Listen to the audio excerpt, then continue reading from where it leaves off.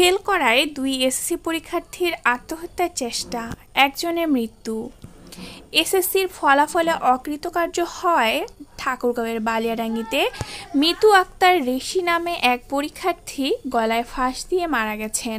অপরদিকে বিষ পানে আত্মহত্যার চেষ্টা করে হাসপাতালে ভর্তি হয়েছেন আরমিনা আক্তার নামে আরেক পরীক্ষার্থী।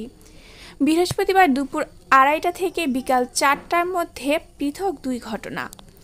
মৃত মিতু আক্তার রেশি বালিয়াডাঙ্গি সরকারি বালিকা উচ্চ বিদ্যালয়ের ছাত্রী ও উপজেলার চারল ইউনিয়নের দোগাছি ক্ষীরাপুকুর গ্রামের রুহুল আমিনের মেয়ে।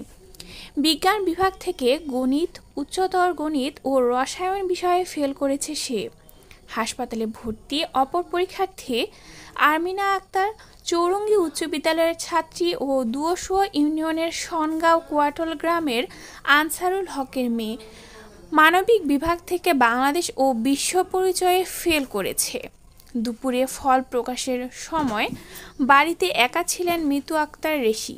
নিজের মোবাইলে ফল দেখার পর শয়ন ঘরে গিয়ে গলায় ফাঁস দেয়। মিতুর ছোট ভাই ঘরের দরজা বন্ধ দেখে দৌড়ে মাঠে বাবা মাকে খবর দিলে বাড়িতে দরজা ভেঙে মিতুকে উদ্ধার করে বালিয়াডাঙ্গি উপজেলা স্বাস্থ্য কমপ্লেক্সে নিয়ে গেলে চিকিৎসক তাকে মৃত ঘোষণা করেন। মিতুর মৃত্যুতে শোকের ছায়া নেমে এসেছে পুরো গ্রামে। মিতুর বাবা রুহুল আমিন জানান, ফল প্রকাশের আগের দিন মেয়েকে বুঝিয়েছিলাম। মেয়ে নিজেই বলল, কোনো সমস্যা নেই বাবা, আমরা সবাই মরিচ খেতেছিলাম।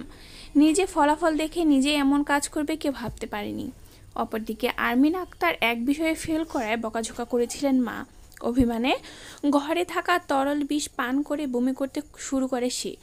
দেখে বুঝতে পারে সে বিষ পান করে। আরমিনা আক্তারের চাচি ইয়াসমিন বিবি জানান, মায়ের উপর অভিমান করে বিষ পান করেছেন আরমিন। দ্রুত বালিয়াডাঙ্গি হাসপাতালে নিয়ে এসেছি।